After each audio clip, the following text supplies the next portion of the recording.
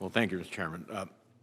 Mr. Blinken, thank you for your statement. During our meeting yesterday, we discussed the department will need to repair and rebuild its relationship with this committee. I think it's after 28 years of doing public foreign policy in the House and the Senate, I've never seen a moment like this in terms of our relationship with the State Department.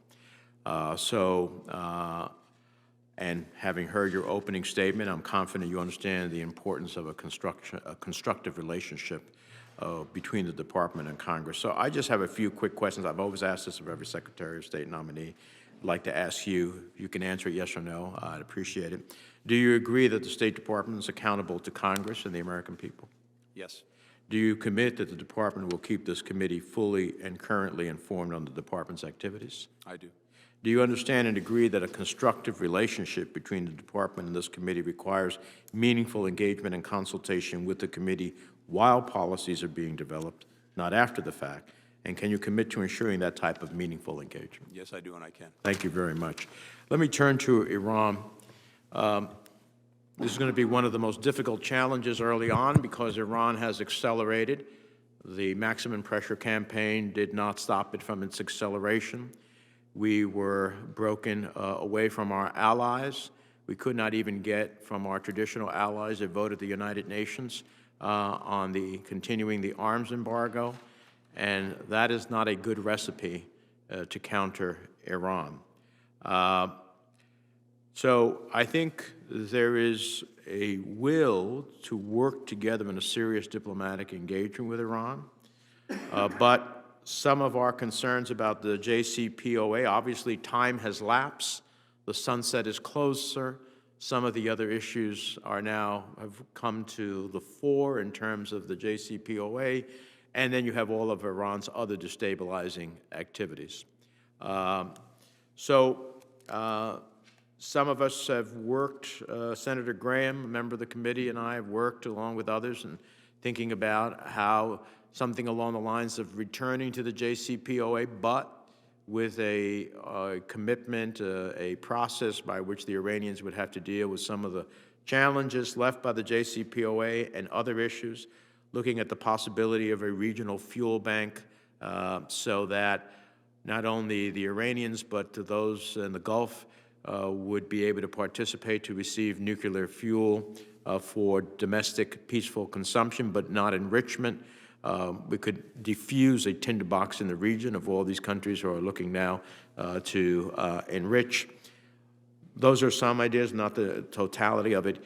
Can you give us a sense of where you're looking at with reference to Iran? And as part of that, are you going to proactively reach out to Congress in order to forge such a consensus that can move us together with one voice towards meeting Iran as a challenge? Thank you very much, Senator. Let me answer the last question first in terms of reaching out, and the answer is yes, absolutely, especially on a policy as challenging as the one that we have to deal with when it comes to Iran. We are much better off if we can try to work through and think through these issues together. And you have my commitment that we intend and will do that. And I look forward to the consultations and conversations that we have. When it comes to Iran, a couple of things. First, President-elect Biden is committed to the proposition that Iran will not acquire a nuclear weapon. And we share, I know, that goal across this committee.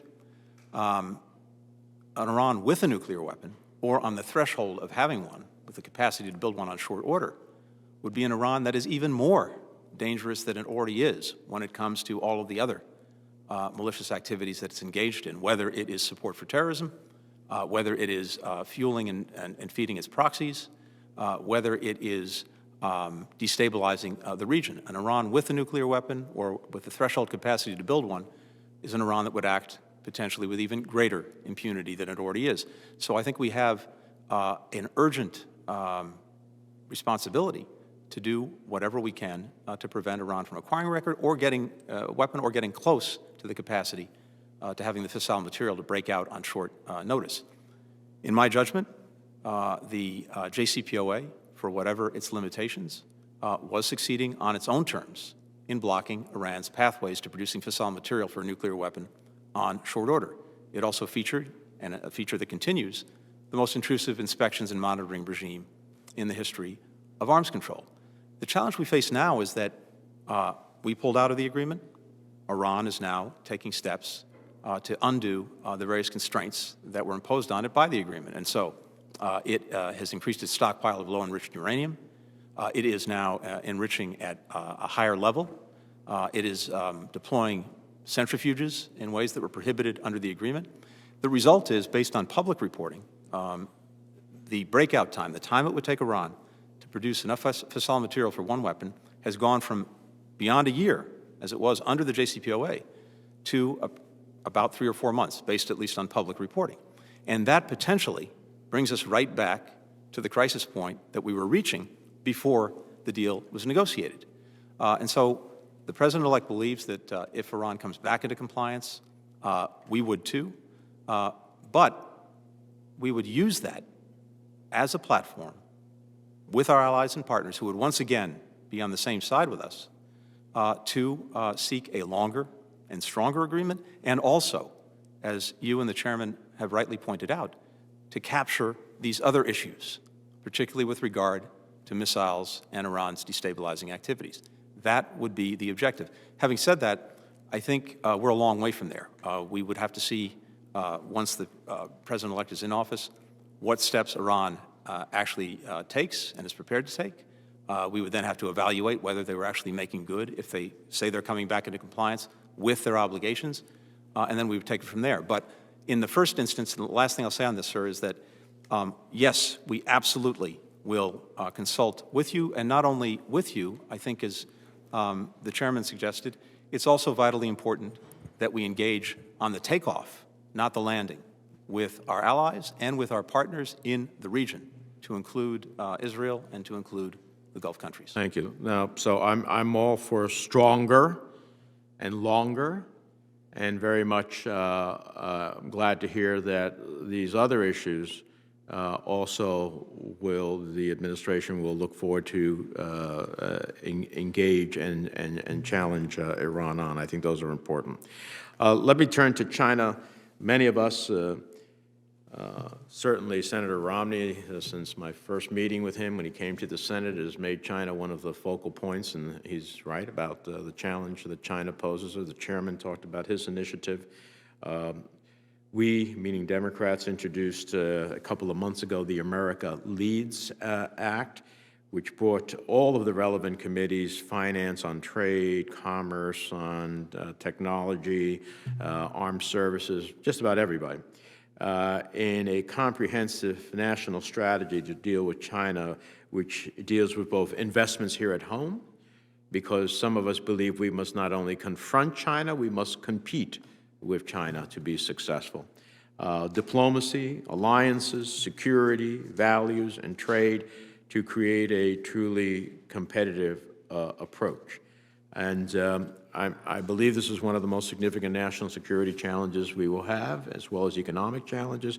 Can you speak a little bit about, too, how do you see that? First of all, I've read and applaud the Leads Act, and I have also read the very good report that the chairman did on China, and applaud virtually everything that's in it. I think there's a very strong foundation there upon which to build a bipartisan policy with regard to China. As we look at China, there is no doubt that it poses the most significant challenge of any nation state to the United States in terms of our interests, the interests of the American people.